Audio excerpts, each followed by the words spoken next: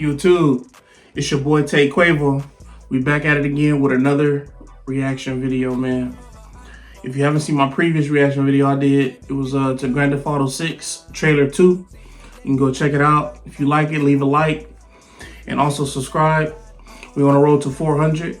So shout out to y'all. But let's get into today's video. Let's get straight into it. We got Tom Brady, the GOAT, showing us how to throw a football.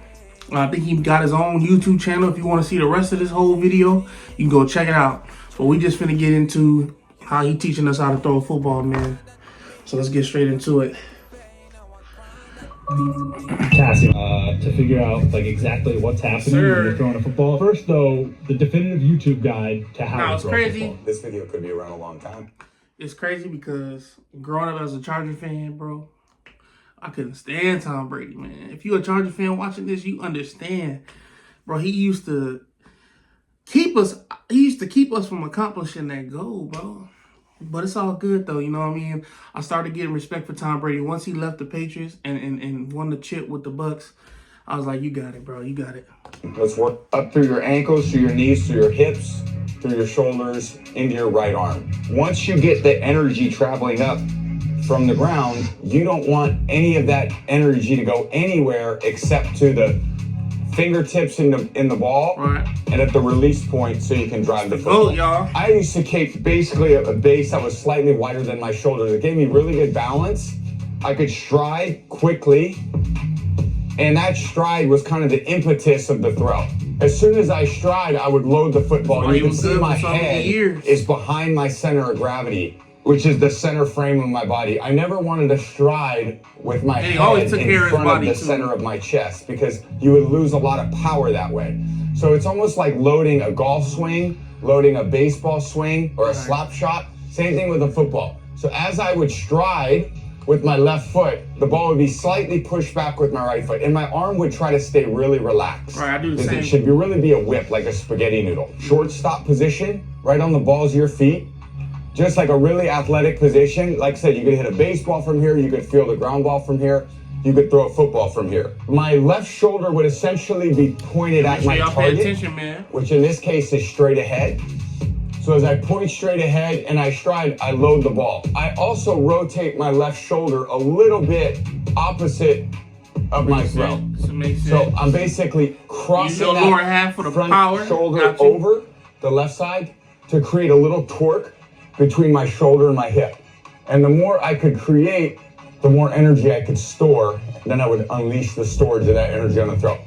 So those are the two main points. One is the ground force, which is essentially the stride. Two is the torque, which is the disassociation between my left shoulder and my hips. And you asked me this in the car, what changed over the course of my career? I used to use this left arm for power, and I would try to swing my left arm open to try to gain velocity.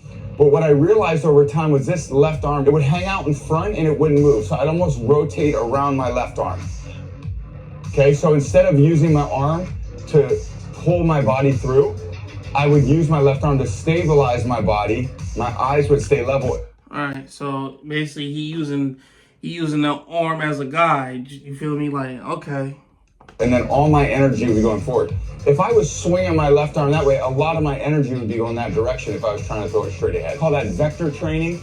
You'd want to get all of your vectors right at my target, okay? Stride, torque. On the money. What I like to do at the last part of the throw is I'm releasing the ball. I'm really releasing, right? I'm almost trying to touch his nose. Are you doing that every time you throw a football through? Dropping gems. Always. Trying the best I could. So knees are bent like a shortstop. Okay. Short stride. My head's behind my center of gravity. Okay. My left shoulder is slightly rotated with torque.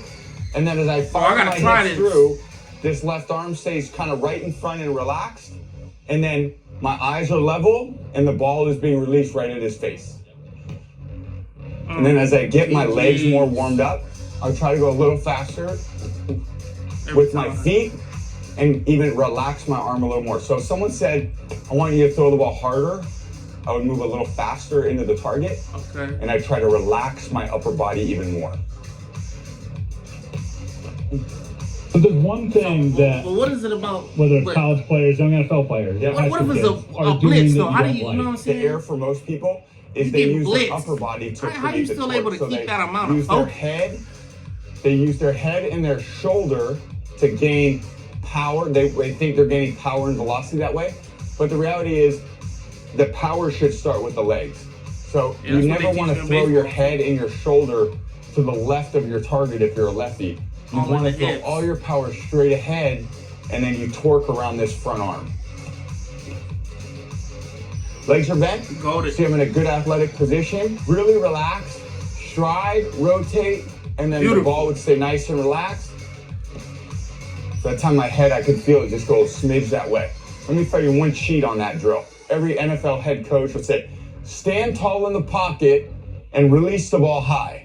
But the only way to release the ball high, because a lot of times that arm is at a 90-degree angle, is to tilt your body to the outside like that. of your frame. Unorthodox. Because again, it's a big loss in efficiency. So in golf, they call it a reverse C.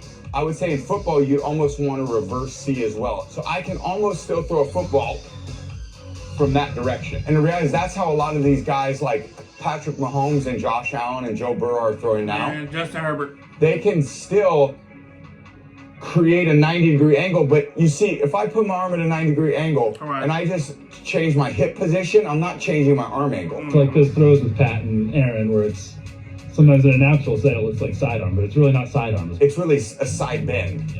That 90-degree angle, if I create just with my hips rotating, and this is the major problem with a lot of young players and a lot of college players, they start throwing like this and their energy is not going at the target. Right. So here, bent, you see I would work on a lot of sidearm throws to get the feel.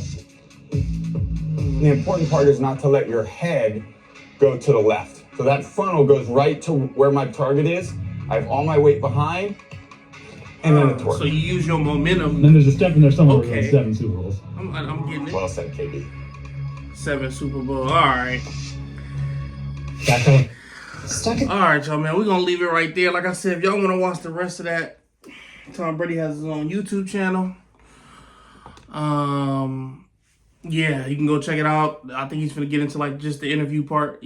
So he was just showing us how to, like, properly throw a football. If you play football, it's probably a perfect video for you. Some good informational, good tips from the GOAT.